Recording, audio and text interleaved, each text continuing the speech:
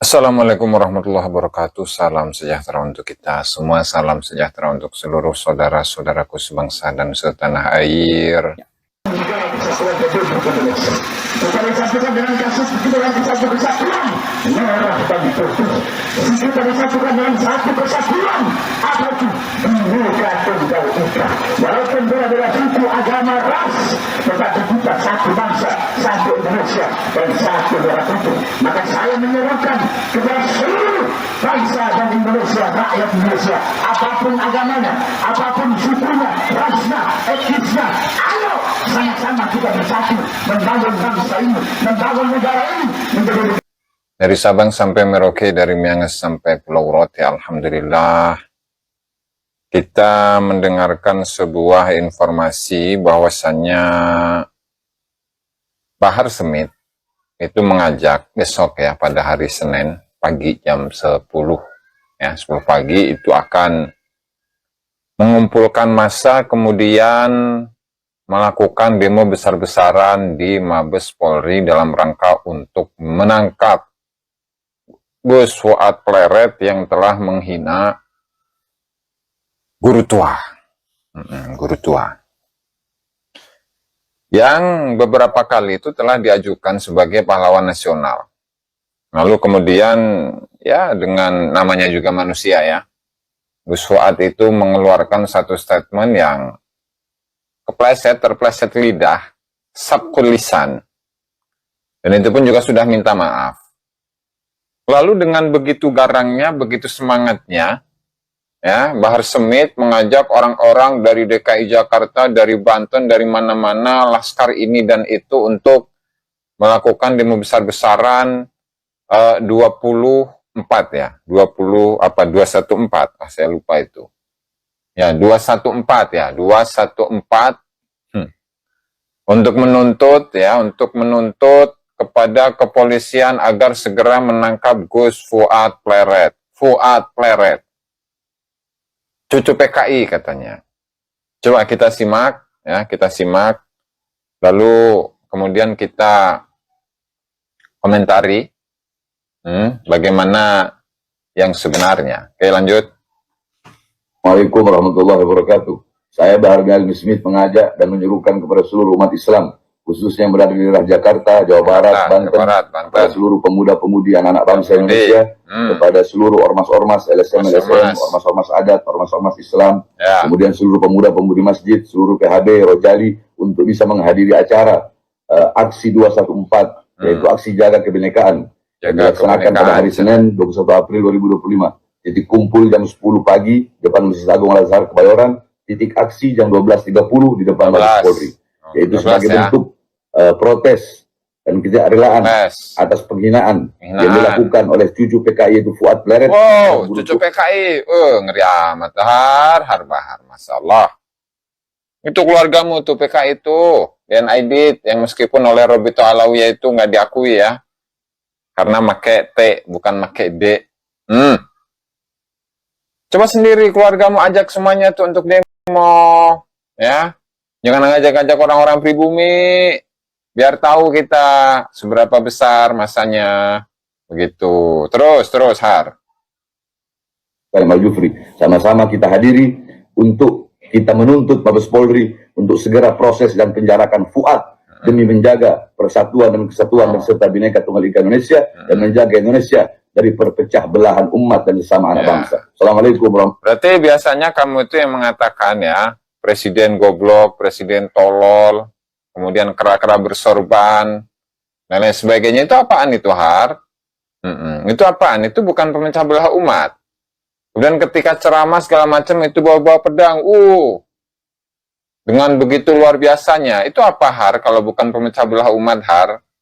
Astagfirullahaladzim. Terus ada indikasi itu. Ya, terindikasi memerintahkan untuk menghabisi Gus Fuad Pleret itu. Nah, itu apaan itu?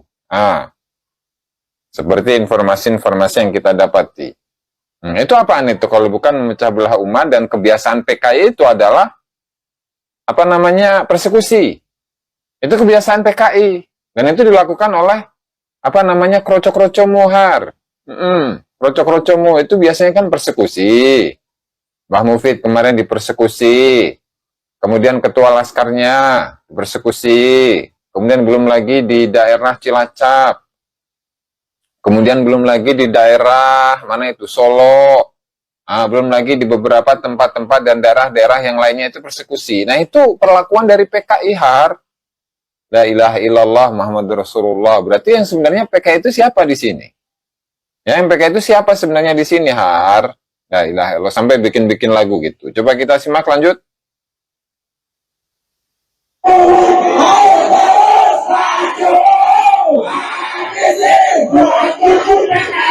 Iya.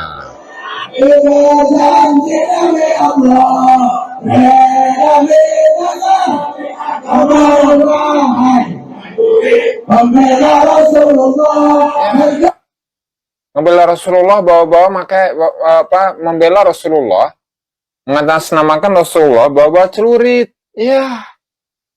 Rasulullah itu dengan ilmu, dengan akhlak, dengan adab, dengan ucapan, dengan perbuatan yang baik. Bukan dengan bawa celurit kayak gitu. Mana bukti kecintaanmu kepada Rasulullah? Pahami apa yang diajarkan Rasulullah, apa yang dicontohkan oleh Rasulullah. Begitu, dikit-dikit Rasulullah, dikit-dikit agama. Seolah-olah dialah pemilik Rasulullah, dialah pemilik agama.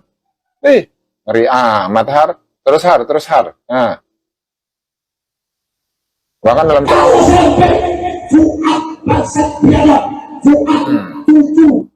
giliran keluarganya ya yang disebut monyet, itu langsung mencak-mencak, ngadepin biadab, bangsat segala macam. Giliran dirinya kalau memonyet-monyetkan orang lain, menganjing babikan orang lain yang selain klan Balawi itu nggak apa-apa itu, ya. Kalaulah keluarganya itu dimonyetkan, itu marah-marah. Oke, kita tidak mengikuti atau tidak setuju dengan pernyataan bahwasanya siapa guru tua itu adalah monyet. Saya juga tidak setuju sebagai seorang manusia, sebagai seorang muslim. Tapi ya, nggak usah berlebihan kayak gitu. Toh Gus Fuadnya udah minta maaf. Anda nih Bahar yang selama ini mencaci maki, merendahkan orang lain. Nah, itu bukan biadab itu. Bukan bangsat itu, bukan ya. Berarti hukum itu hanya berlaku bagi orang lain. Tapi bagi keluarga Bahar Semit, bagi keluarga Balawi itu boleh. Begitu. Meskipun ada cacian, makian, merendahkan orang lain, nggak masalah. Kalau yang melakukannya adalah Habib. Tapi kalau yang melakukan adalah selain Habib, itu harus dihukum, harus direndahkan, harus dihinakan, harus ditangkap, harus dipenjara, harus dipolisikan. Nah, begitu. Mungkin ya. Karena gayanya memang seperti itu, begitu. Ya, lanjut.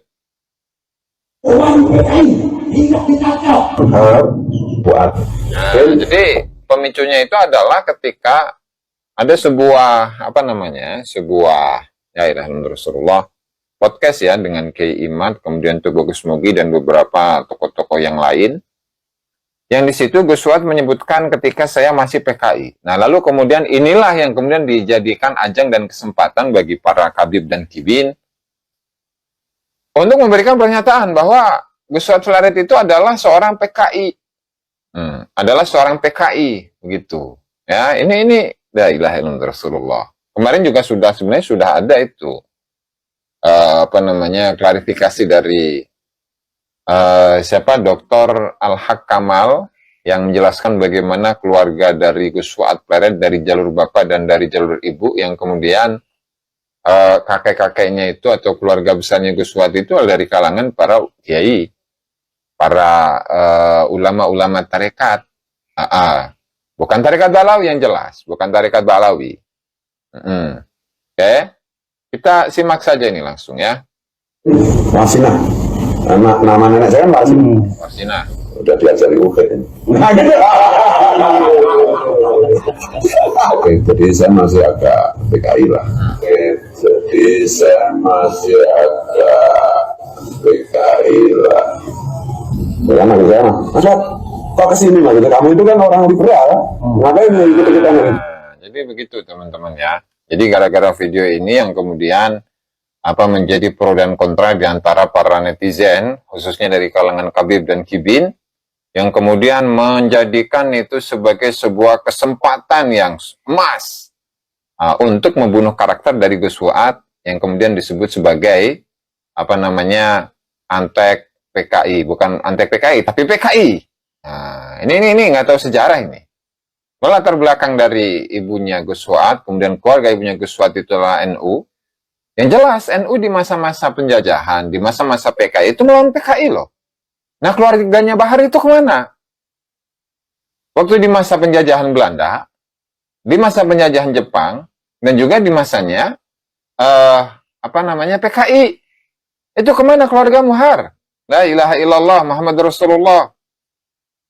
Maka kita simak ya nanti. Nah, sekarang bagaimana statement yang disampaikan oleh Kiai Haji Imaduddin Usman Al-Bantani ya dalam sebuah podcastnya yang berjudul menjawab fitnah PKI kepada Gus Fuad dan pencalonan Habib Idrus sebagai calon pahlawan nasional. Silakan.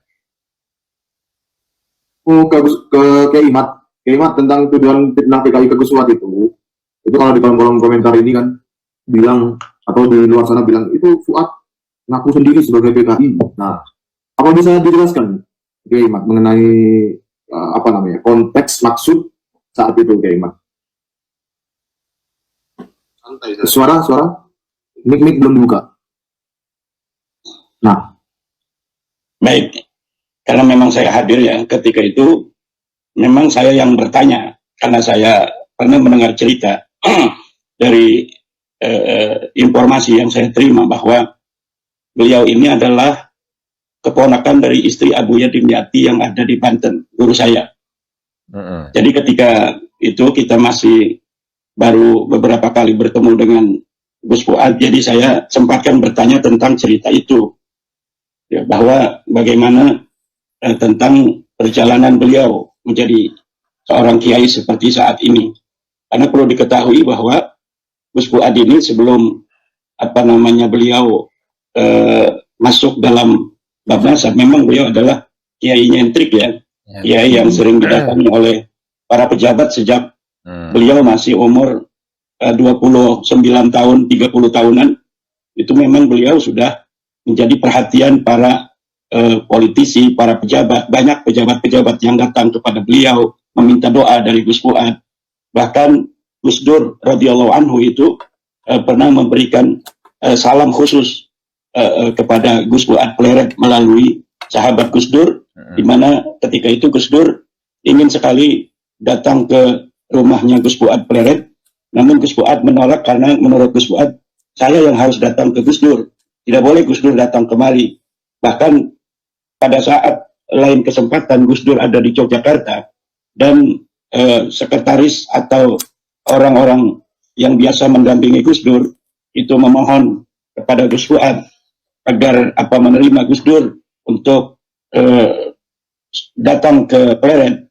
Gus Fuad kembali tidak mau karena tidak pantas, katanya anak kecil seperti saya yang masih berumur 30-an tahun itu didatangi oleh seorang besar semacam Gus Dur.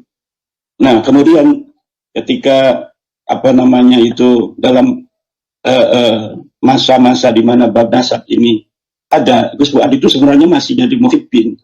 Karena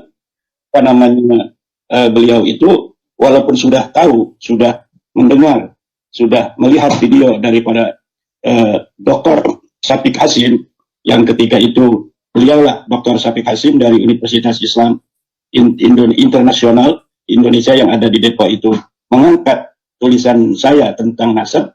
Gus Fuad itu sudah nonton, dan karena saya juga salah seorang yang suka melihat video-video Gus Fuad ketika dia ngaji, ketika dia bersolawat, karena solawat Gus Fuad itu suaranya enak, mirip Gurus Kompol. Jadi saya senang itu melihat. Jadi sebelum bab nasab saya sering melihat channel Gus Fuad Pleret itu. Kemudian ketika itu saya pernah melihat satu video di mana Gus Fuad ketika beliau menasihati para Habib Alawi itu ada apa namanya itu satu ungkapan tentang bab nasab yang diangkat oleh Dr. Syafiq Hasim itu. Namun dari pernyataan itu nampak beliau itu memang tidak terlalu atau tidak percayalah begitu saja dengan apa yang disampaikan oleh Dr. Syafiq Hasim mengenai tesis saya. Nah, dari situ kita bisa melihat bahwa memang Gus Fuad ini adalah seorang mukibin lah, kibin. Jadi mantan kibin ini Gus Fuad. Kemudian ketika beliau terjun di dalam masalah nasab ini, karena kemudian beliau mendapatkan istilahnya itu persekusi ya dari seorang khatib ya, kemudian beliau ada sebuah pergolakan batin. Saya melihat seperti itu dalam diri Gus Fuad, orang yang selama ini atau klan yang selama ini mengaku sebagai keturunan Nabi, sampai kok begini caranya mereka itu terhadap warga pribumi. Akhirnya beliau, karena memang saya lihat beliau orang yang suka riyadhah, mungkin langsung mendapatkan ilham Rabbani, kemudian dapat dengan mudah mempercayai daripada tesis saya bahwa Balawi ini bukan keturunan dari baginda Rasulullah. Kemudian tidak hanya itu, beliau langsung terjun menjadi salah satu penggawa di dalam bagaimana menyadarkan umat di dalam terlepas dari pengaruh negatif dari pengakuan Balawi sebagai keturunan Nabi ini. Nah, kemudian dari percakapan itu memang orangnya kan nyentrik. Beliau itu orang yang jujur apa adanya gitu, bercanda aja bahwa memang begini Kiai, pertamanya perjalanan saya itu, ibu saya datang ke Abuya Dimyati dalam keadaan hamil, minta doa agar anaknya jadi Kiai. Kemudian kata Buya, nggak bakal ini jadi Kiai, nanti kalau kamu hamil lagi anak kamu jadi Kiai, kasih nama Fuad. Nah, itu kan perjalanan pertama dari seorang Gus Fuad ketika dia belum ada. Bahkan dia belum ada dalam perut ibunya. Bahkan mungkin masih ada di dalam diri bapaknya itu. Nutfahnya itu masih di dalam diri bapaknya. Tetapi dengan karamah daripada Abuya Dimyati, kemudian beliau menjadi seperti sekarang ini, di mana sejak kecil neneknya memanggil dia sebagai seorang kiai. Kiai. Itu ada pergolakan. Karena Gus Fuad sebagai orang yang nyentik, nyeleneh gitu kan, bersahabat dengan siapa saja. Di situ ada pencarian kebenaran yang dilakukan oleh beliau, sehingga kemudian sampai berteman dengan orang-orang Hindu, orang Buddha, orang Kristen, orang Katolik dan lain sebagainya. Sampai teman-temannya itu ya dari berbagai macam kalangan. Nah, itulah yang dimaksud dengan teman-teman PKI. Bukan PKI dalam arti betul-betul temannya itu PKI. Beliau adalah pengurus aktivis NU sejak muda lah. Ya, dan di mana para tokoh-tokoh PBNU hari ini itu kebanyakan adalah teman-teman daripada Gus Fuad Pleret, Gus Muafiq atau Gus Miftah sendiri pun saya pernah melihat videonya, pernah datang sowan kepada Gus Fuad sendiri, dan juga berbagai kesempatan lain, para pejabat-pejabat dan lain sebagainya juga datang ke beliau. Nah, kemudian mengenai isu PKI yang kemarin digemborkan, bahkan ada yang berusaha mendemo, saya kira Gus Fuad tidak terlalu mempermasalahkan itu. Buktinya PWI Jogja dan sekitarnya laporan kepada saya, Kiai katanya kita mau jaga di rumah Gus Fuad, tapi ditolak katanya.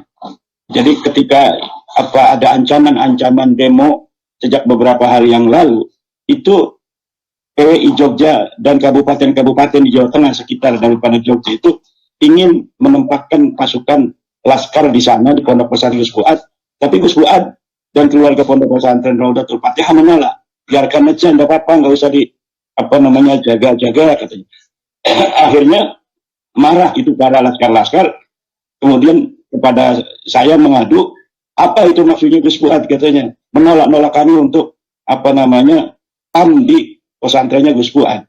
Nah, kemudian Gus Fuad katakan bahwa memang itu tugasnya polisi, katanya sudah ada negara kita negara hukum, ya tentu yang akan menjaga keamanan adalah pihak polisi. Ya, kalau yang jaga itu laskar, nanti terjadi bentrok antar pribumi, itu tidak diinginkan oleh Gus Fuad sama sekali.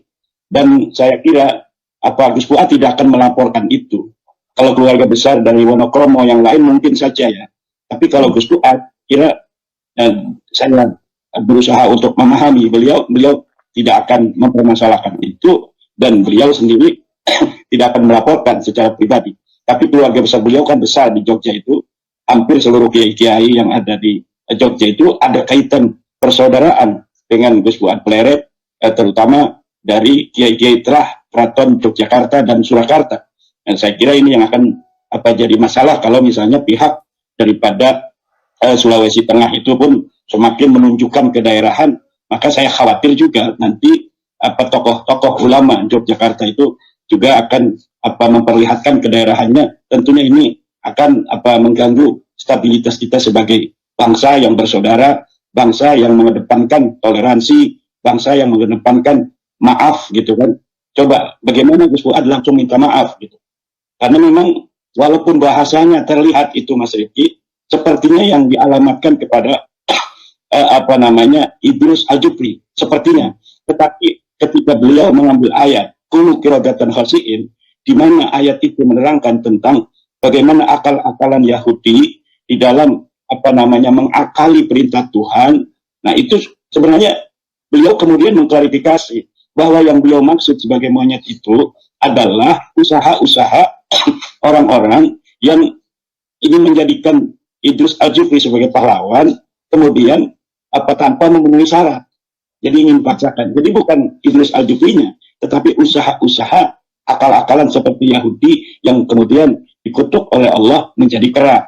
Nah, itulah yang dimaksud, dan itu beliau sudah klarifikasi. Dan saya kira itu harus diterima oleh keluarga besar Abnaul Khairat, di mana seorang Gus Fuad sudah memohon maaf dan mengklarifikasi. Nah, sabkul lisan itu lisan yang terlanjur bicara, itu kan harus ditanyakan maksudnya seperti apa. Ketika Sahibul Kalam ini menerangkan maksud saya seperti itu, maka maksud yang disarah itulah yang kemudian yang harus diterima. Dan ini adalah luar biasa seorang Gus Fuad, di mana dalam masa perjuangan mengangkat harkat derajat martabat bangsa Nusantara dari sementara pengakuan sebuah klan yang mengaku dirinya sebagai cucu Nabi namun tidak terbukti, tetapi ketika ada bersinggungan, Gus Fuad langsung mohon maaf. Itu adalah ciri bangsa Nusantara yang mempunyai peradaban dan akhlak yang luhur, bahkan sebelum Islam itu sendiri datang. Nah, berbeda dengan Bahar Smith misalnya, yang dia telah menghina Wali Songo, keturunannya terputus. Dia mengatakan sendiri dengan lidahnya mensarah, saya tidak akan memohon maaf sampai hari kiamat. Nah, itu bedanya bangsa Nusantara yang luhur, yang merupakan terah-terah dari para raja yang mulia, yang kaya raya di masa lalu. Kemudian ada terah daripada terah kenabian dari Wali Songo. Sehingga dua kekuatan suci ini menjadi akhlak-akhlak yang adiluhung yang dimiliki oleh para ulama-ulama dan pemimpin-pemimpin Nusantara hari ini. Itulah seperti Gus Fuad contohnya. Ketika dia merasa, ini takut menyakiti, dia langsung mohon maaf. Tapi Bahar Smith ketika mengatakan bahwa Wali Songo tidak punya keturunan, dia mengatakan sendiri bahwa saya tidak akan mohon maaf sampai hari kiamat. Rizik Syihab yang telah memberikan provokasi perang, mengatakan Laskar Monyet, Kiai Monyet dan lain sebagainya. Sampai sekarang tidak ada mohon maaf itu. Inilah bedanya akhlak adiluhum Nusantara yang merupakan terah nutfah nabawiyah dan nutfah para kesatria Nusantara yang agung dan maha dilambari oleh nilai-nilai tinggi peradaban, dengan orang-orang semacam mereka, Bahar Smith, Rizik Syihab dan sebagainya, yang sampai hari ini ketika menyatakan perang tidak ada klarifikasi dan mohon maaf, yang telah menimbulkan berbagai macam kegaduhan di daerah-daerah, tapi tidak ada mohon maaf. Kenapa? Akhlak. Disinilah mentalitas akhlak yang mulia atau akhlak yang tidak mulia. Dan Gus Fuad telah memperlihatkan kemuliaan akhlak Nusantara dengan beliau memohon maaf. Walaupun tidak mohon maaf ya, walaupun diproses dalam hukum. Ini kan penghinaan semacam ini, penghinaan yang tidak bisa masuk ke dalam delik, karena orangnya sudah meninggal dunia. Orang yang harus melaporkannya siapa? Tidak ada kan. Nah, kemudian walaupun ada, itu hanya 4 bulan ancaman hukumannya. Nah, tetapi dengan itu Gus Fuad memohon maaf karena memang itu mungkin akan menyakiti kalau salah paham dari ucapannya itu orang-orang yang mengagumi Idrus bin Salim Al-Jufri, dan itu sudah dilakukan. Saya kira ini adalah uluran tangan yang mesti untuk diterima oleh keluarga besar akhirat. Mari kita jadikan pengalaman beberapa hari ini, bagaimana kita bermuhasabah terhadap bagaimana kita berbangsa, bagaimana kita bernegara, bagaimana kita bersaudara antar satu daerah dengan daerah lain. Jangan memicu-micu nilai-nilai primordialisme yang dimana setiap daerah mempunyai primordialisme, dan kesejarahan bangsa Indonesia telah mengetahui bagaimana Yogyakarta, bagaimana Mataram di masa lalu yang mempunyai peradaban yang adiluhung, peradaban tinggi, para kesatria-kesatria ada di sana dan lain sebagainya. Jadi nilai-nilai kedaerahan itu harus ditekan, yang harus kita utamakan adalah nilai kebangsaan, keindonesiaan, semacam apa namanya hukum adat dan lain sebagainya yang ditujukan kepada Gus Fuad itu nilai-nilai primordialisme yang membahayakan daripada persatuan bangsa dan negara. Seharusnya itu ditegur oleh aparat-aparat yang ada di sana. Karena kalau di sana punya adat, di sini juga punya adat, di Jogja juga punya adat. Nanti kalau adat dengan adat, ini akan mencederai kebangsaan kita sebagai satu bangsa, bangsa Indonesia, sebagai satu negara, negara Indonesia. Kita harus mengedepankan nilai keindonesiaan di atas kedaerahan. Kita harus mengedepankan nilai-nilai keindonesiaan di atas suku, di atas agama, apa yang ada di Indonesia. Agama ini tinggi, al-Islam ya'lu wa la yu'la alih. Tetapi dalam konteks keindonesiaan, agama ini dilindungi oleh negara, dilindungi oleh Pancasila, dilindungi oleh TNI kita, dilindungi oleh Polri kita, dilindungi oleh setiap desah napas dari bangsa Indonesia. Dan ini kita harus mengedepankan, saling hormat menghormati, saling harga menghargai, toleransi, saling maaf memaafkan ada kesalahan. Apalagi ini masih bulan Syawal. Ini masih bulan Syawal, mari kita halal bihalal, mari kita saling maaf memaafkan. Jangan narasi-narasi yang berpotensi memecah belah bangsa. PWI sebagai organisasi mengusung nilai-nilai peradaban tinggi, masa lalu kesultanan di Nusantara, ajaran-ajaran Wali Songo, dalam mereaksi Rizik Syihab misalnya, tidak dengan provokasi kembali, tapi kita dari Dewan Pimpinan Pusat terutama telah diinstruksikan oleh Ketua Umum Gus Abbas Bud bahwa yang harus didepankan adalah proses hukum. Maka di setiap daerah mulai hari Senin kemarin sudah melaporkan narasi provokatif Rizik Syihab agar diproses secara hukum. Negara kita adalah negara hukum, panglimanya adalah panglima hukum. Kalau kita sudah melapor, ya jangan demo-demo. Biarkan para aparat hukum yang kemudian memandang apakah ini pantas untuk dilanjutkan atau tidak. Kalau kita mengatakan panglimanya adalah hukum, seperti Abnaul Khairat kemudian melaporkan, tetapi kemudian mengadakan demo-demo untuk menuntut aparat bertindak tegas, bertindak dan langsung memproses misalnya, berarti itu tidak percaya 100% terhadap hukum yang ada di Indonesia. Tapi kita dari PWI akan memperlihatkan ketika kita sudah melapor kepada aparat kepolisian tentang provokasi Rizik Syihab, maka kita akan serahkan itu kepada pihak hukum. Kita tidak akan demo-demo menuntut agar pemerintah atau pihak kepolisian segera untuk memproses. Tidak. Kita serahkan kepada aparat hukum bagaimana apakah provokasi yang kemarin dinarasikan oleh Rizik Syihab itu sudah layak untuk dimasukkan ke dalam pengadilan ataukah tidak, dan itu kita serahkan kepada polisi. Dan saya kira inilah pembelajaran yang dibawa hari ini, dipertontonkan, diajarkan oleh perjuangan Wali Songo Indonesia agar menjadi contoh bagi bangsa-bangsa lain yang hari ini sudah berada di Indonesia, kita terima dengan tangan terbuka. Jadi ini sepertinya harus menjadi suri tauladan dari bagaimana kita mengusung kebangsaan dan kenegaraan ini berdasarkan kesepakatan, yaitu hukum. Semuanya harus dikembalikan kepada hukum. Hukum sebagai panglima, kita hormati aparat-aparat kita hormati pemerintah kita dukung bagaimana pemerintah kita bisa mencapai tujuan-tujuan bernegara, yaitu untuk mensejahterakan rakyat, menjaga ketertiban dan mencerdaskan bangsa. Terima kasih.